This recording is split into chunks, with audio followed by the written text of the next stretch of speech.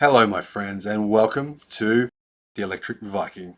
Fantastic to have you here on what is really, let's be honest, another awesome day on planet Earth.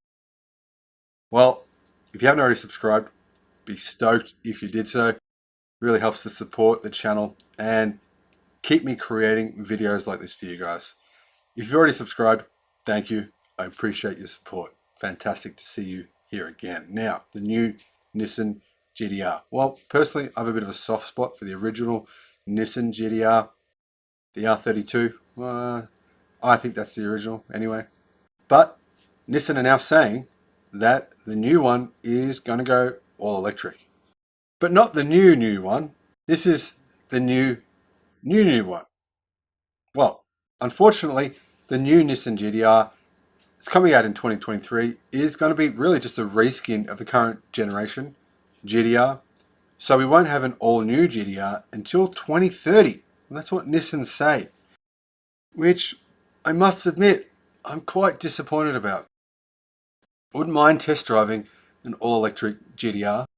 But if it's not going to have for 9 years, then I'm going to have a long wait. So, what do we know about this new Nissan GTR that's coming out in 2030? Well, one thing we know is that it's coming just in time for the diesel, petrol, gas bans in 2030 in the UK, 2035 in Europe, but probably 2030 in many countries, 2030 in Canada. Honestly, most countries are going to ban the sales of diesel and petrol vehicles by 2030 because it will be a token goodwill gesture from their governments for brownie points to try and earn your votes. Because let's admit it, let's look at reality. No one's going to want a petrol or diesel car, gas-powered car in 2030 that's going to cost more than an electric car. Just think about it.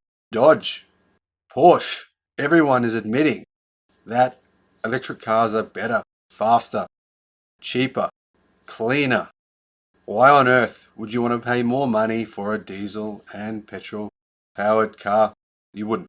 So, countries don't really need to ban them. But it does look good, and it is a good way of convincing some of the morons, the naysayers right now, that it's happening no matter how they feel about big loud noises that go bang, bang, bang. Bang, bang. Yeah, okay guys. Anyway, new Nissan GTR. Apparently Nissan are saying that the new model will actually be an all-new model car, unlike the R36, which is coming out in 2023, and will just be a reskin of the current car, have a few small changes, until Nissan are ready to reveal the real thing. But there's a problem here. There's a big problem here. Well, Tesla just released the Model S Plaid. I know it's not a GTR, it's not a real sports car. Well, it sort of is. But it's also a family sedan.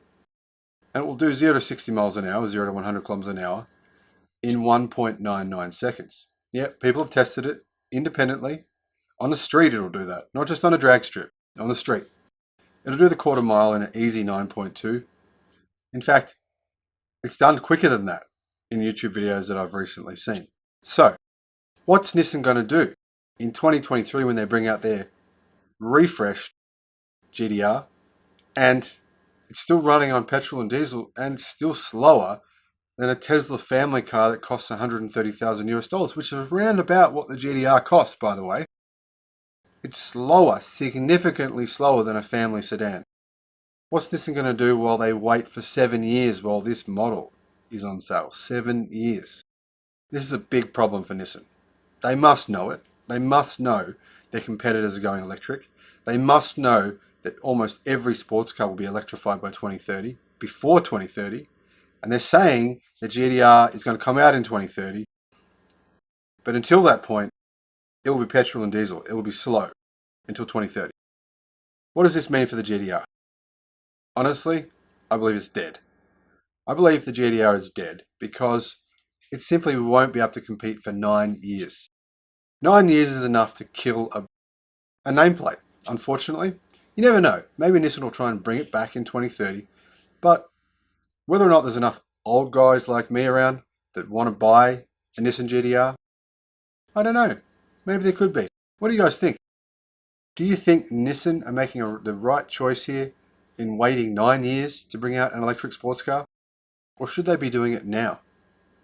Personally, I think they should be doing it now. Now, Nissan are obviously making a really good decision, building a battery and car gigafactory, well, not technically a gigafactory, but a huge factory in the UK. And they're trying to move their fleet to being fully electrified, except for their Halo car, their Halo sports car, which is going to get utterly thrashed in any test review it does against real electric sports cars. That is a problem because that is part of Nissan's marketing.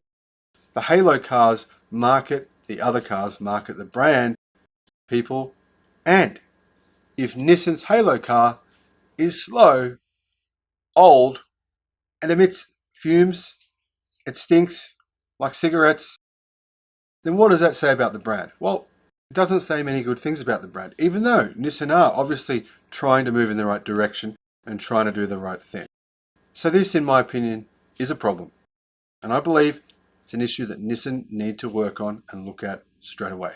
Now, Nissan executives have long acknowledged a switch to electric power for the GTR and the smaller, cheaper Z sports car is inevitable, as emissions regulations and global legislation loom over the brand's Halo sports car. Now, the other problem here is that the new 350Z, the Nissan 350Z sports car, the kind of everyman sports car, it's kind of like a Mustang, kind of everyman type car. It's Nissan's version of a Mustang in a way, isn't it? That new model is coming out, well, this year. And guess what? No electrification to speak of. It looks good. I really like the look, and I think a lot of people will. But when there's a whole lot of new sports cars just on the horizon that are going to be electric and going to be faster and going to be the future, how many people will want this 350Z, 350Z, whatever you want to call it? I don't think there's going to be that many.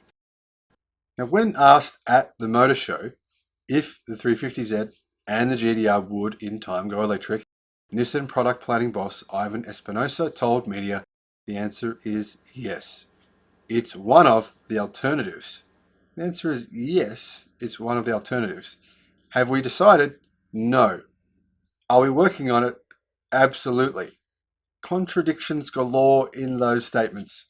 So who knows what they're really up to. Thanks for watching. I'll see you on the next one. Bye-bye.